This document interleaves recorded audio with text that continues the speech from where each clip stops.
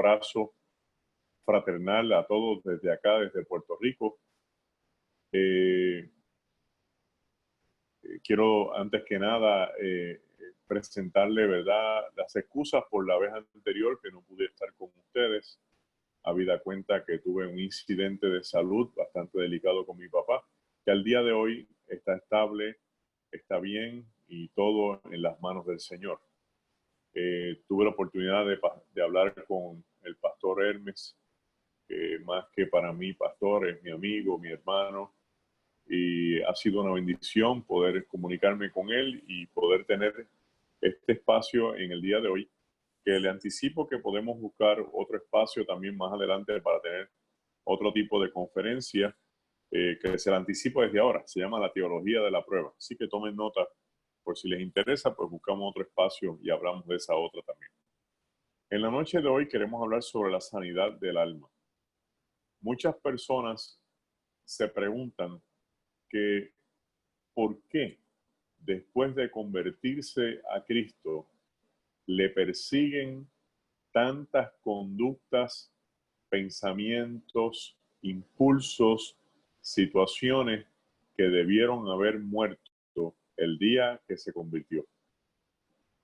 A eso le ponemos el agravante de que en ocasiones escuchamos un testimonio de alguien que se para en el púlpito y dice que el día que se convirtió todo fue transformado y es vida nueva y bueno. Y entonces al escuchar ese testimonio de esta persona que nos está diciendo su verdad, nosotros nos sentimos acá bien mal y decimos, wow, yo tengo que estar mal, porque a mí no me ha pasado eso. Yo no he vivido eso. A mí me ha dado trabajo echar hacia adelante, ponerme en las manos del Señor, ayudarme. Pues para eso tenemos muchas explicaciones. La primera que vamos a dar en la noche de hoy es que el Evangelio nos invita a una vida nueva en Cristo. Pero la vida nueva en Cristo no se da de la noche a la mañana, a excepción de algunas personas que sabe Dios por qué han tenido esa bendición y esa oportunidad para algo especial que desconocemos. Pero esa no es la regla, esa no es la norma. La norma es que el día que nos convertimos, resolvimos el mayor problema que teníamos todos nosotros, que estábamos en pecado, destinados a la perdición, pero en Cristo encontramos salvación y vida eterna. O sea, la salvación que encontramos el día que nos convertimos nos resuelve el peor problema que teníamos, y que es el problema del pecado, el problema del castigo y el problema de no estar en una relación poderosa con el Señor. Y ese es un problema espiritual. Pero nosotros, cuando hablamos de conductas, sentimientos, pensamientos, emociones e impulsos, estamos hablando de asuntos emocionales, los cuales el Espíritu Santo va a venir a trabajar con nosotros para que lo podamos ir sanando, liberándonos y restaurando.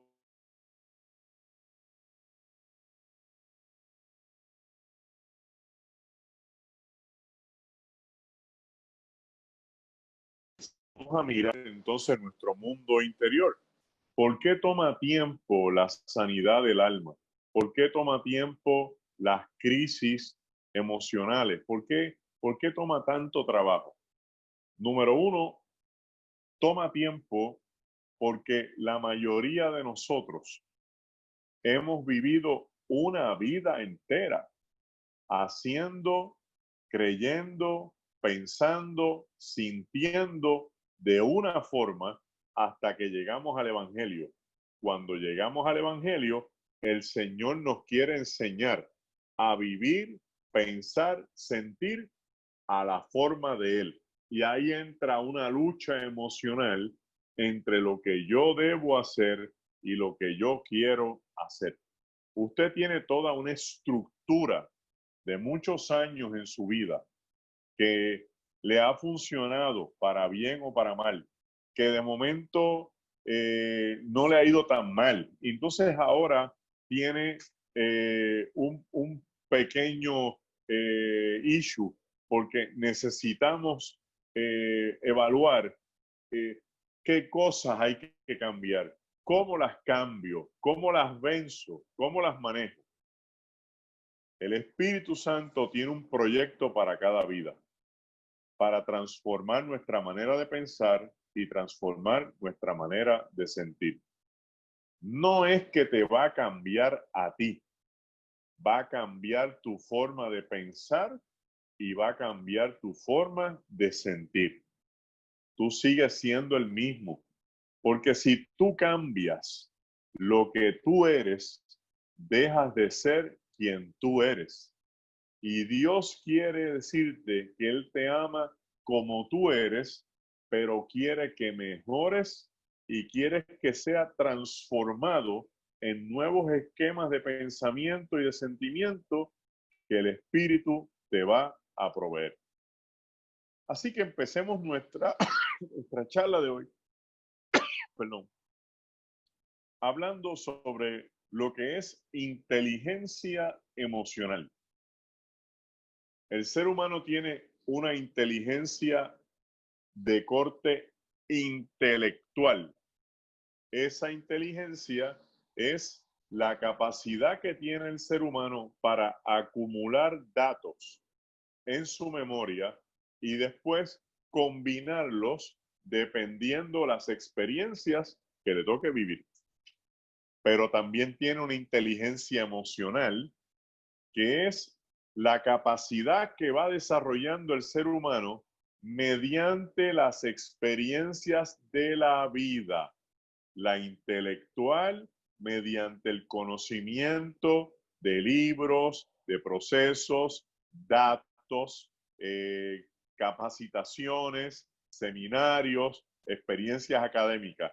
La inteligencia emocional, la capacidad de desarrollar el ser humano mediante experiencias de vida. O sea, todo lo que a usted le pasa.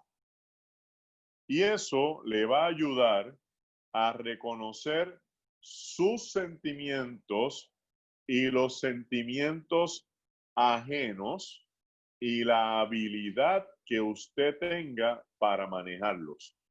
Ahí tenemos un problema existencial, porque a veces yo no conozco mis propios sentimientos y me quiero embarcar en el proyecto de tratar de descifrar los sentimientos de los demás para poder manejarlos. Cuando la mente intelectual, el cerebro con el cúmulo de datos, se encuentra con la mente emocional,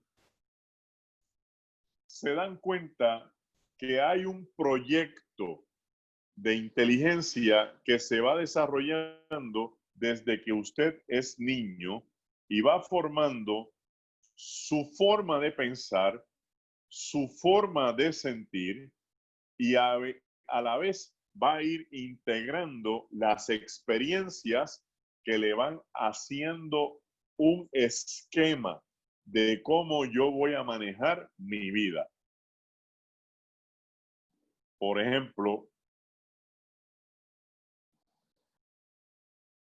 toda experiencia que usted viva va a filtrarse por las emociones y de las emociones va a llegar a un razonamiento. Se le murió un ser querido, la experiencia, la emoción, tristeza, razonamiento. Estoy triste porque siento el dolor de una pérdida. Eso va a ir a su cerebro y se va a almacenar hasta la próxima experiencia que usted tenga. Si desde niño usted está guardando todas esas experiencias, quiere decir que usted en su cabeza tiene un caudal de momentos emocionales que usted mismo ni siquiera puede determinar la lista de todas las cosas que usted ha experimentado. Pero ¿qué va a pasar? Que cuando usted se encuentre en la próxima experiencia, esa lista de su mente se activa y resurge. ¿Cómo es que usted actúa ante ese tipo de experiencia? Demos otro ejemplo.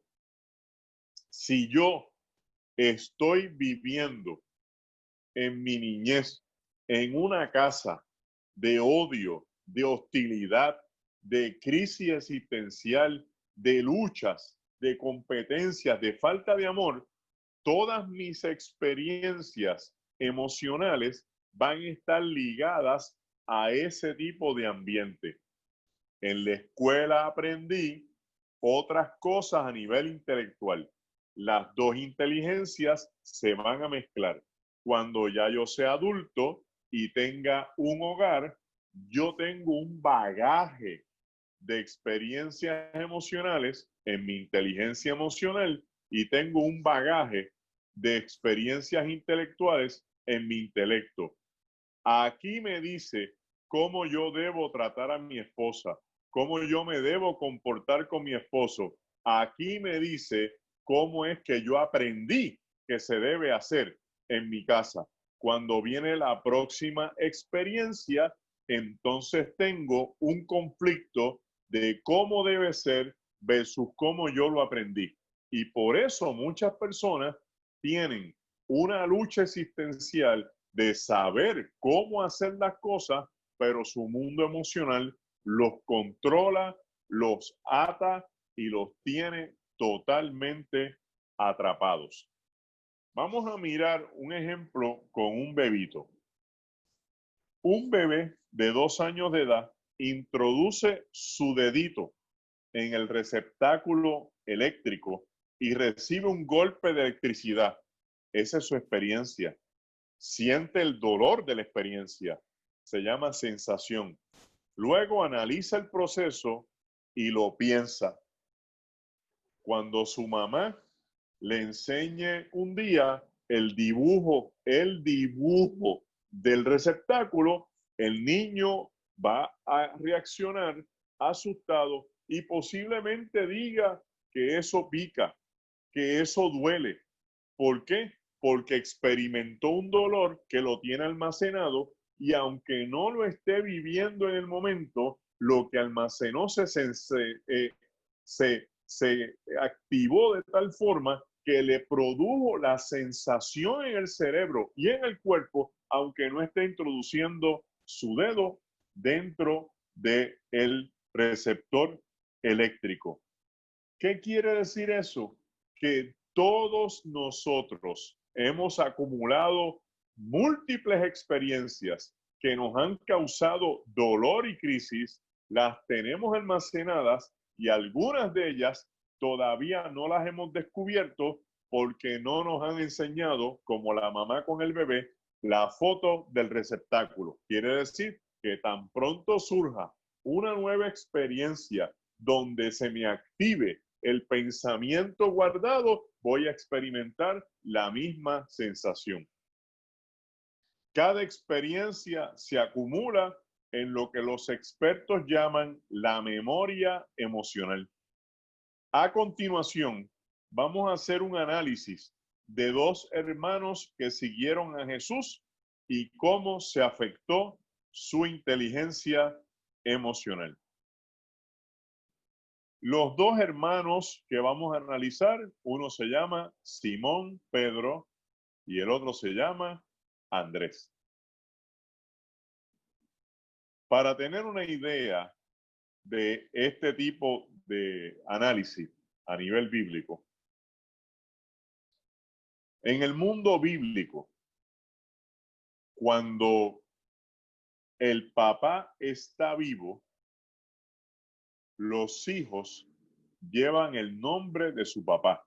Por ejemplo, aquí están Jacobo y Juan, los hijos de Zebedeo. Pues quiere decir que Zebedeo está vivo. Pero ¿qué pasó en el caso de Pedro y de Andrés?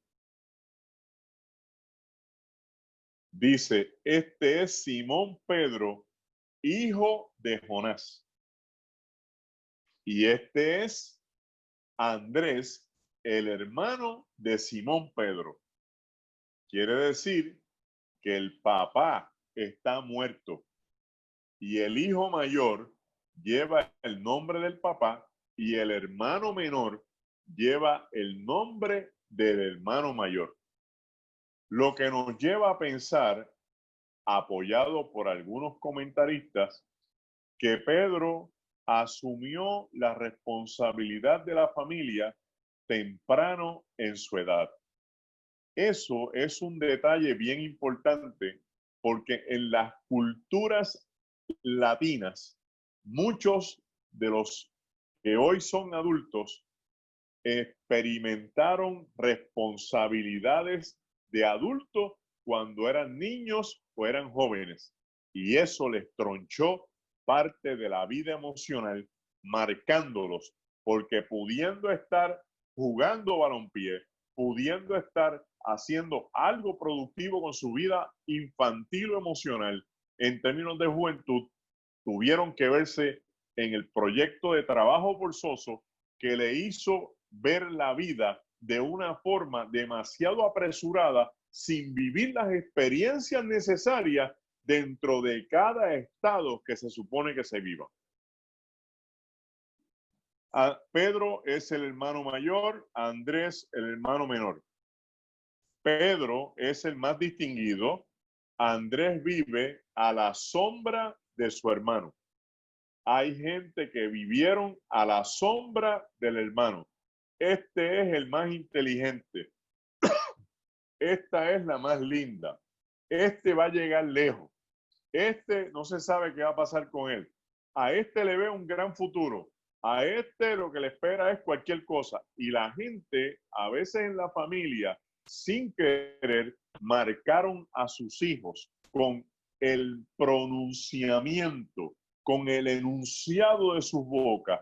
Le instalaron en la cabeza y en el corazón una oración de fracaso que todavía los persigue.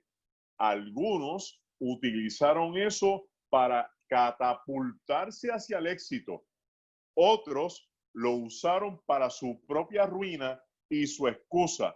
Yo nunca llegué a nada porque mi familia no pensaba nada bueno de mí.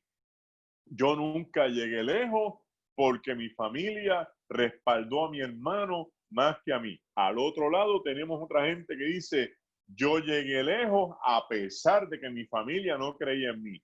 Yo llegué a donde tenía que llegar a pesar de que mi familia no me ayudó. Pero en ambos casos hace falta sanidad, porque la motivación era en uno el coraje que tenía contra su familia y le quiso demostrar hasta dónde llegó, y el otro la frustración que le produjo su familia por lo que no llegó a ningún lugar.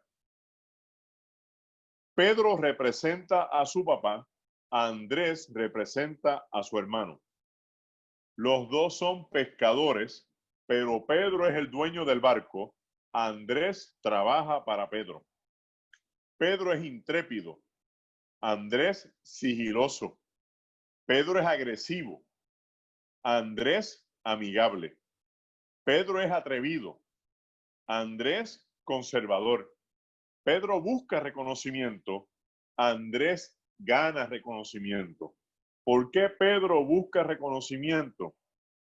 Porque al tener que trabajar temprano en su vida y hacerse responsable de su familia y de sus hermanos, no le dio tiempo de crecer con un padre que lo admirara, que lo aplaudiera, que lo reconociera y que tuviera juntamente con él una relación estrecha de padre e hijo, donde pudiera vivir lo que es apoyo, reconocimiento, respaldo y protección.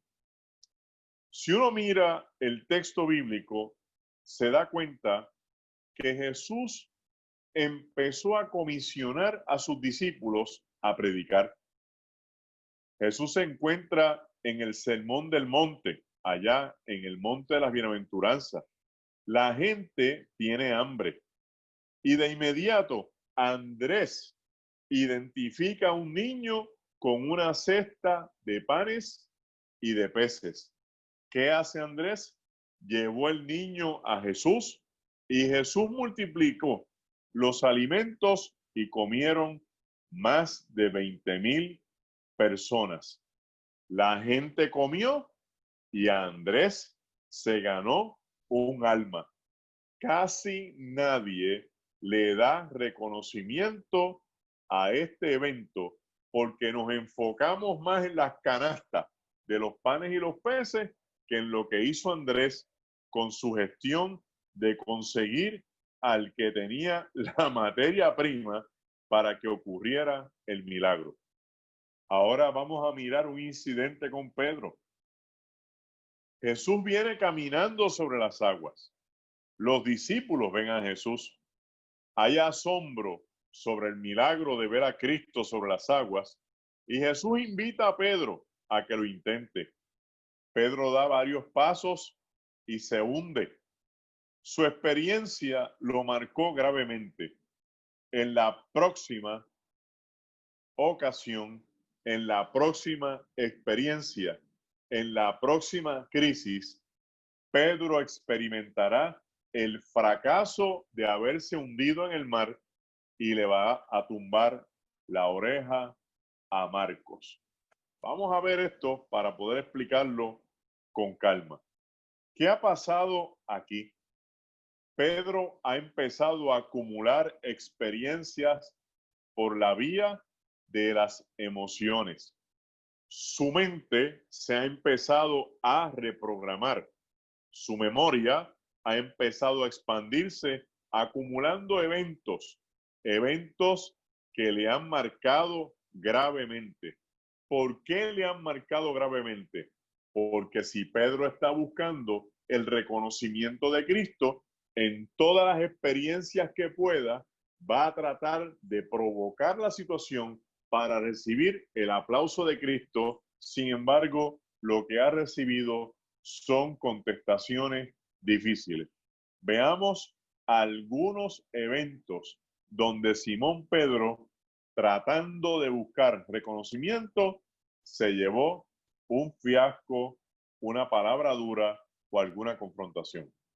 El primero de ellos es Jesús se va al monte de la transfiguración y de momento aparecen Elías, Moisés, y hay alegría, y hay entusiasmo.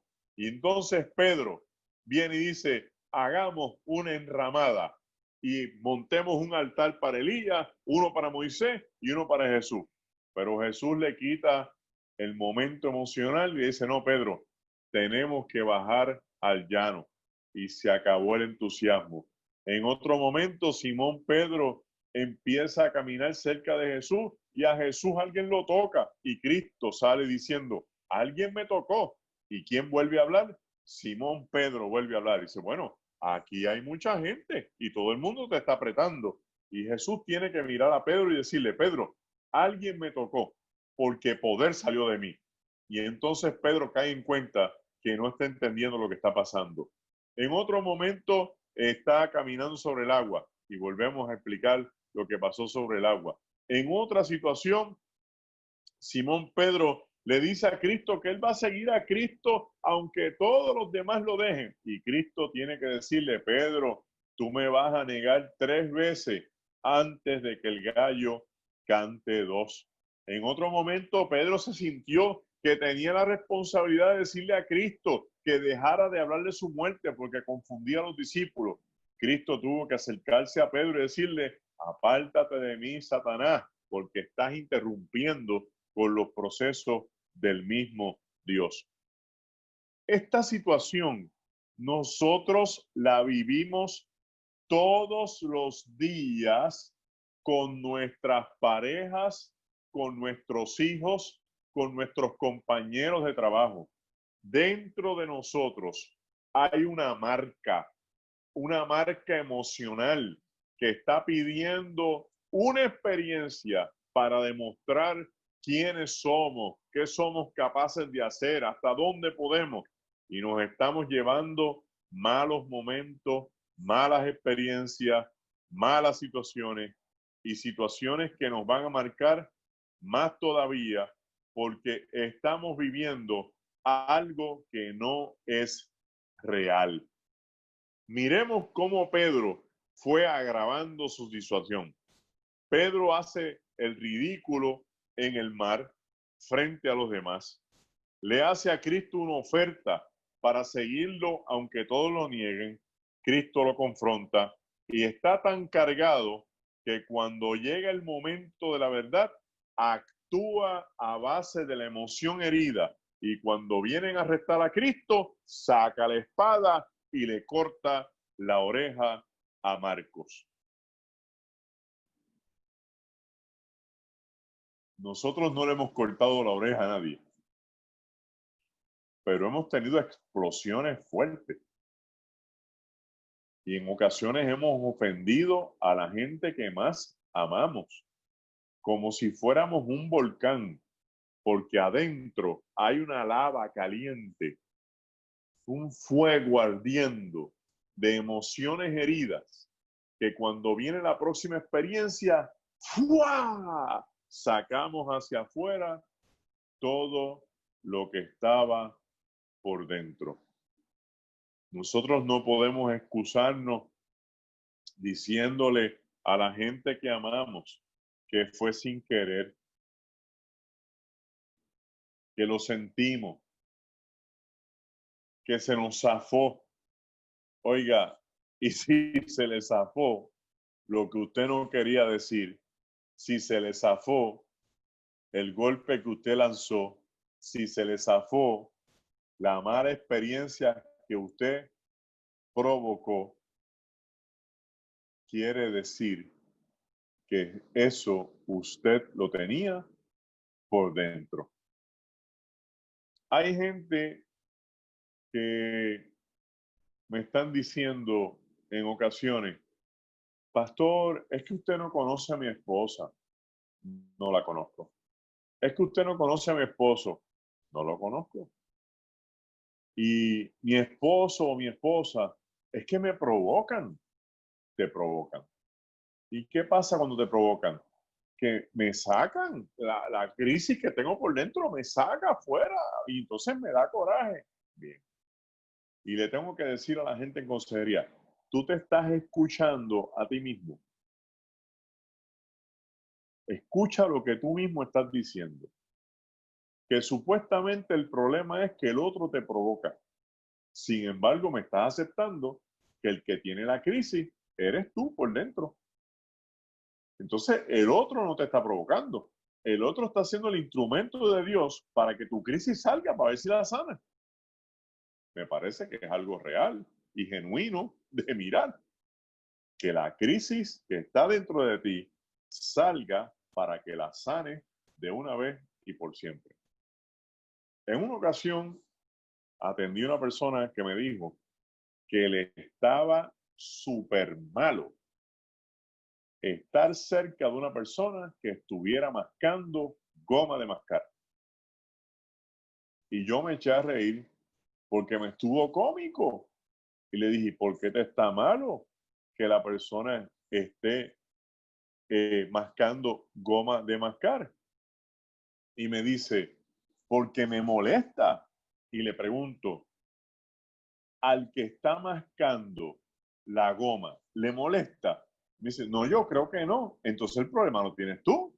Porque si el que está mascando la goma de mascar está feliz mascándosela, usted entonces tiene un problema porque a usted es el que le está malo. Lo que quiero traerle con estos ejemplos es que muchas de las cosas que nos molestan de los demás es algo que está dentro de nosotros que no está resuelto y que hay que sanarlo en el nombre de Jesucristo.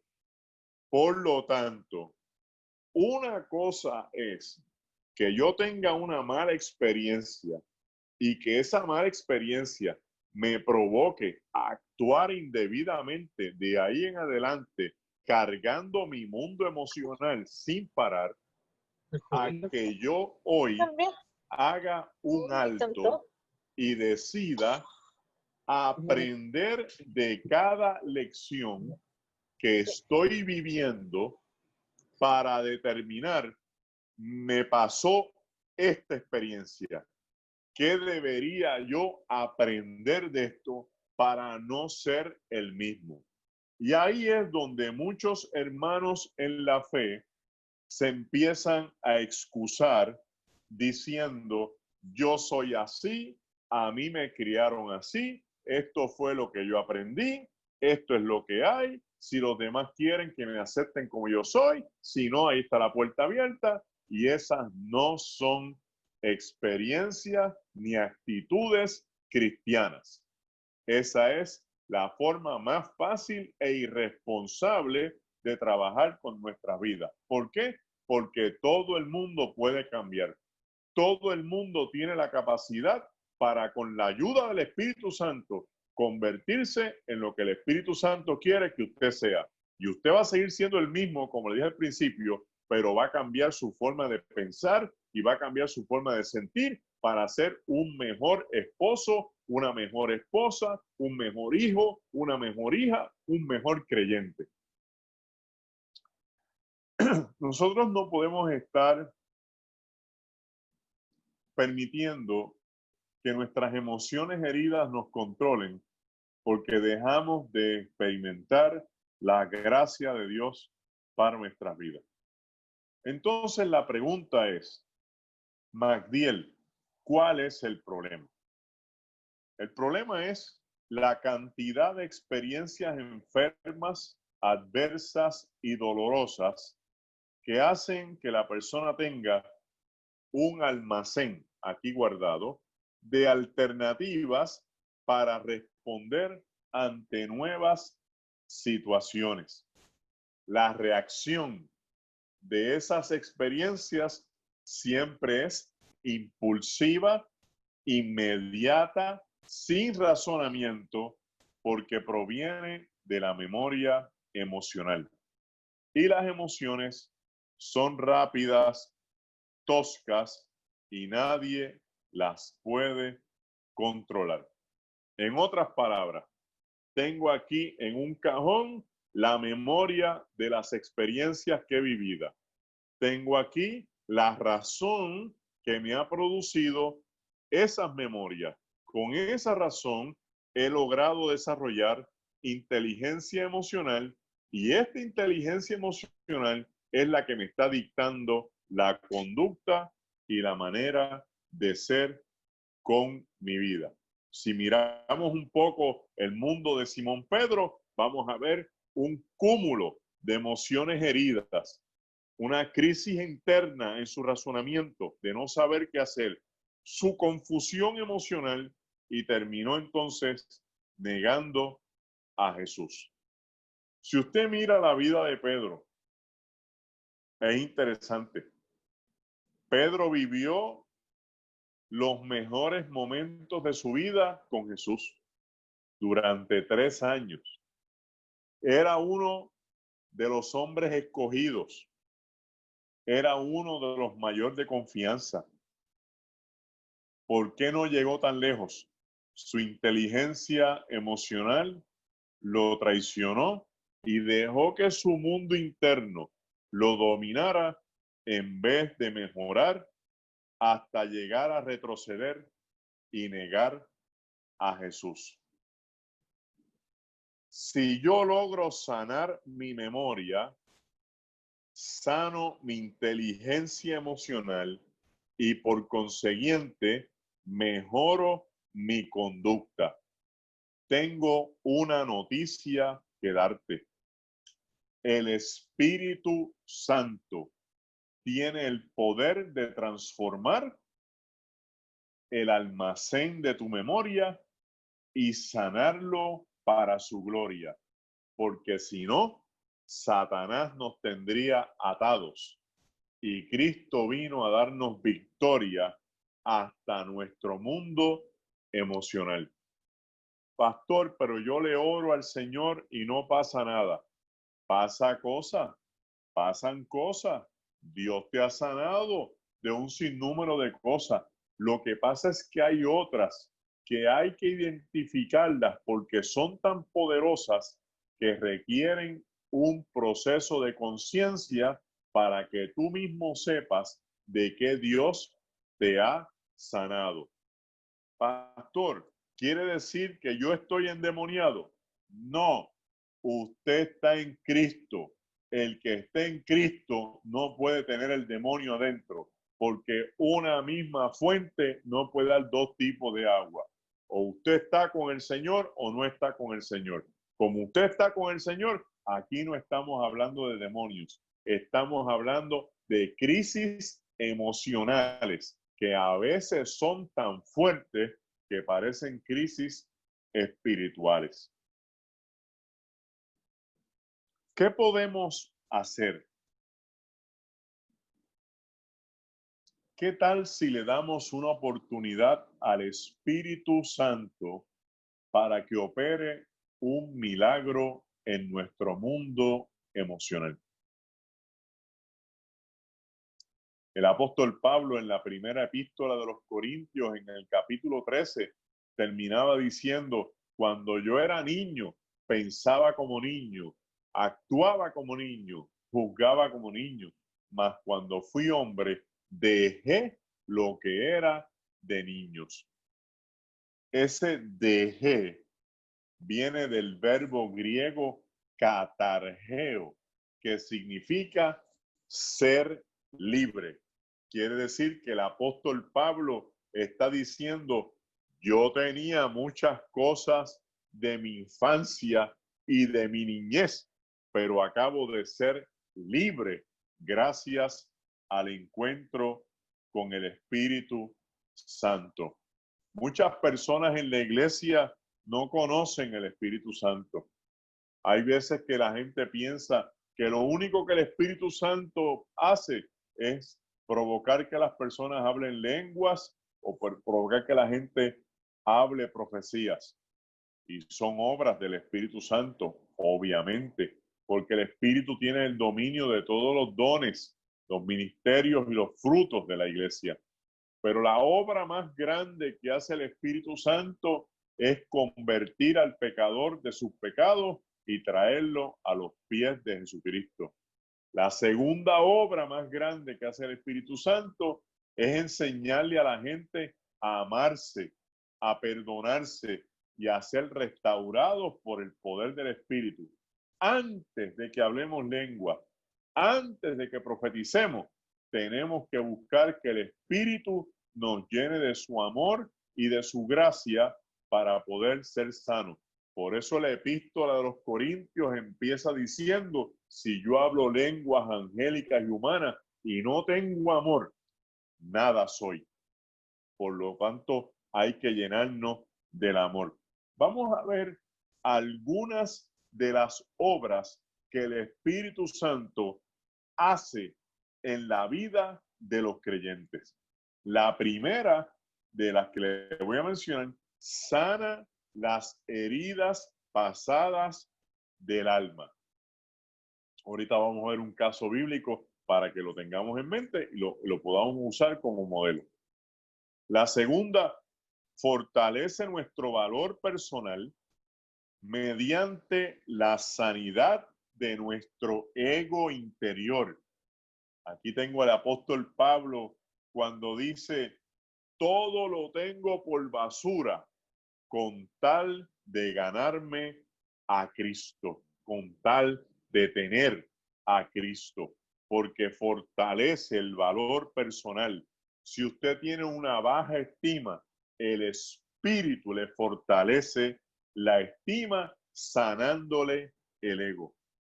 El Espíritu nos ayuda a aceptarnos tal como somos para proveernos la seguridad personal que usted necesita.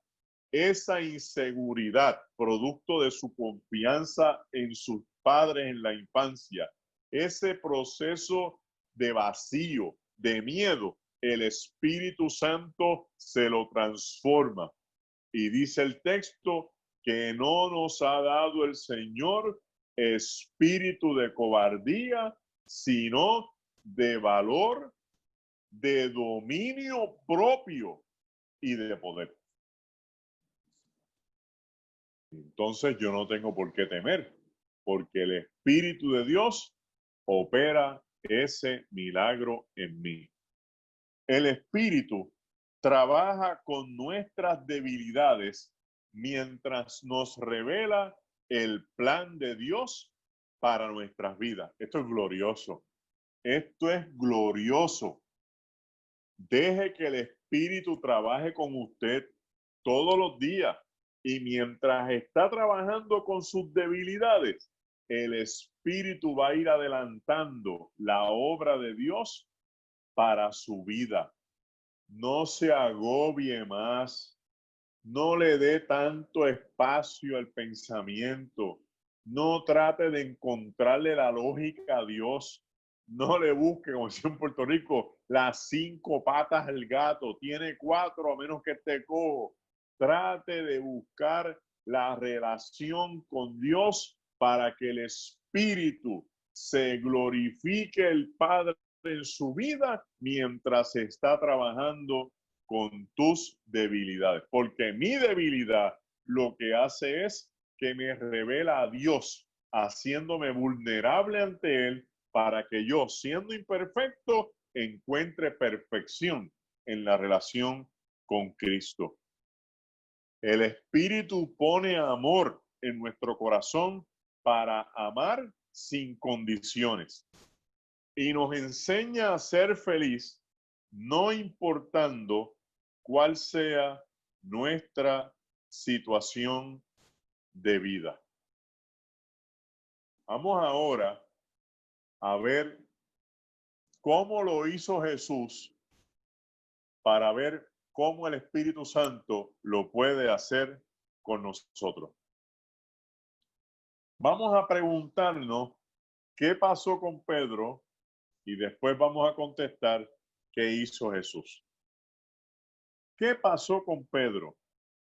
Se quiso lucir ante los demás para buscar reconocimiento y ofreció su vida a Cristo, diciendo que haría de él hasta las últimas consecuencias.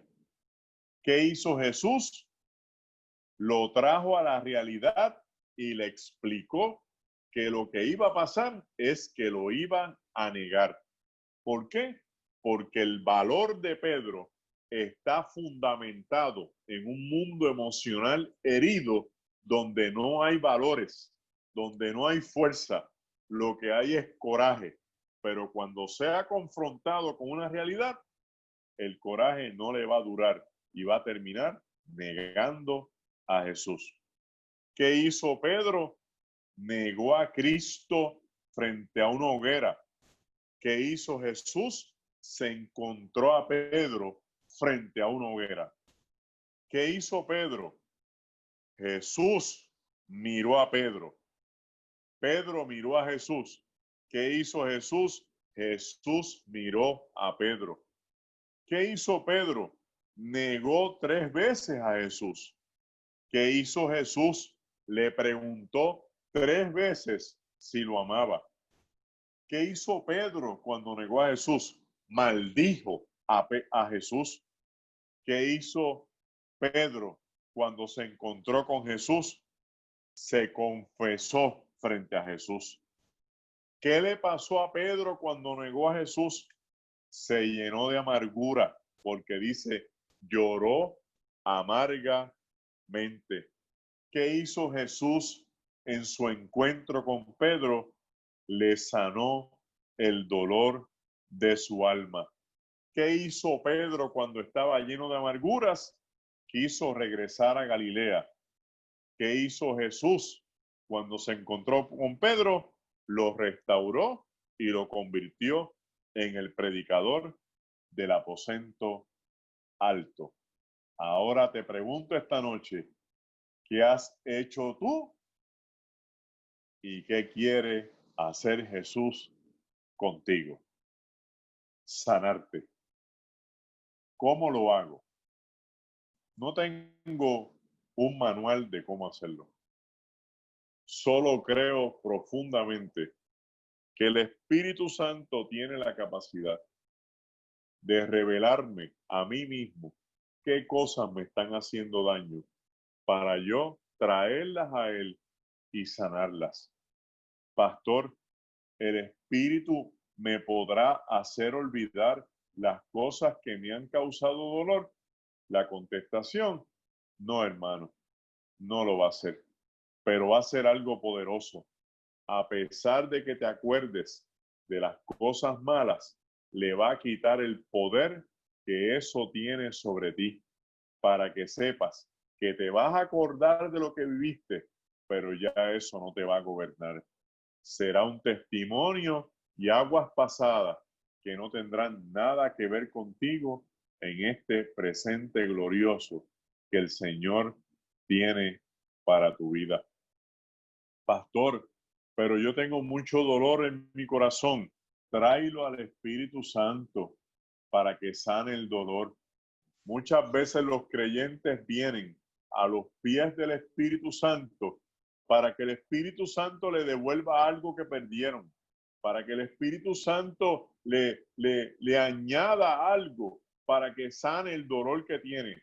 No hacen falta nuevas experiencias, no necesitas nuevos procesos, no necesitas una nueva pareja ni un nuevo pareo, porque lo que necesitas es sanarte. Tú puedes cambiar de pareja hoy y todos los problemas que tú tienes dentro de ti te los vas a llevar a la próxima relación. No se trata de cambiar de relación, se trata de cambiar de esquema mental y de esquema emocional. Y eso solamente lo hace el Espíritu Santo. ¿Qué podemos hacer? ¿Quieres intentar que el Espíritu Santo haga una obra nueva en tu vida? ¿Quieres buscar la manera de ser feliz en un momento emocional donde lo que estás es triste y amargado y resentido? Tengo algo que decirte. El Señor tiene planes para ti. Dice el texto bíblico que el Dios nuestro ya ha preparado obras que están ya de antemano preparadas para bendecir a sus hijos. ¿Y qué tengo que hacer, pastor? Perdonar y perdonar y perdonar y perdonar. ¿A quién tengo que perdonar? A todo el que te ha hecho daño. Las experiencias emocionales en un 99% tienen nombre, apellido y número de cédula. Alguien está a cargo del daño que te han hecho. Perdona esa persona. 2, no solo perdones la persona, no diga, voy a perdonar a mi papá. No, no, no. Voy a perdonar a mi hermano, voy a perdonar al vecino, voy a perdonar al jefe. No, no solamente eso. Perdona lo que te hizo. Voy a perdonar a mi mamá porque me abandonó cuando pequeño.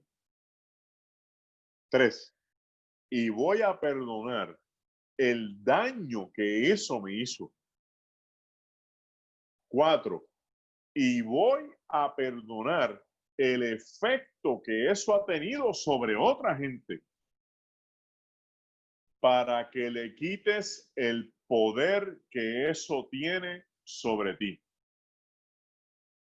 Y algunos estarán pensando, wow, pastor, tengo mucho que perdonar. Todos tenemos mucho que perdonar.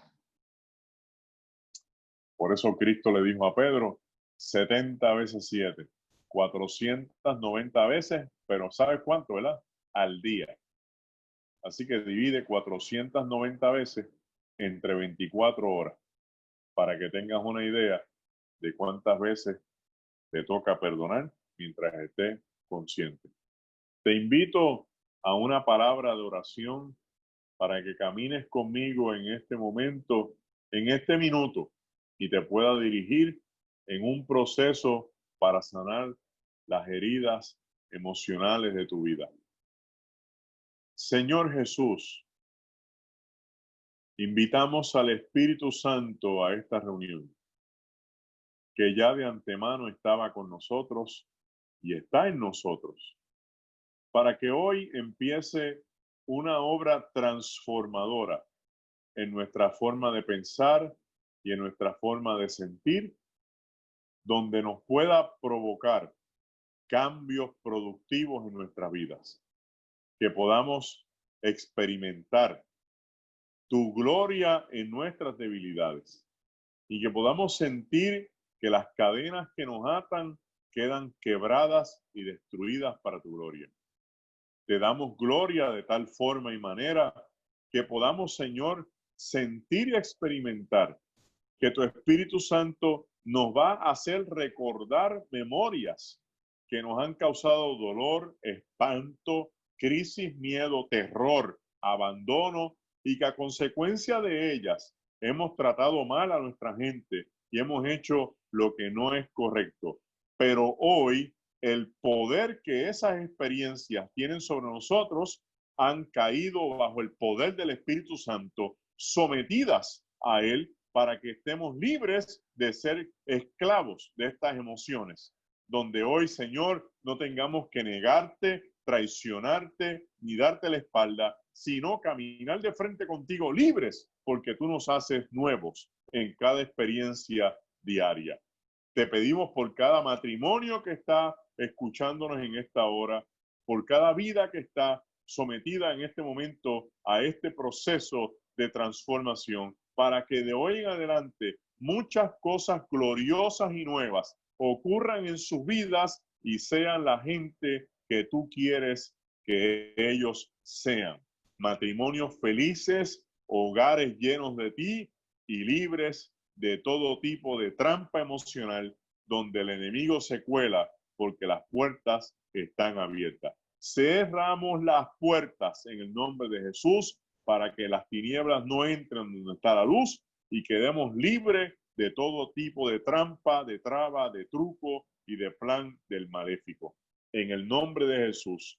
Amén, amén y amén. Solo me queda decirte que invites al Espíritu Santo a tu vida, porque el Señor dijo que nos lo dejó y Él nos guiará a toda verdad y a toda justicia. Que el Señor te bendiga grande y profundamente en esta noche.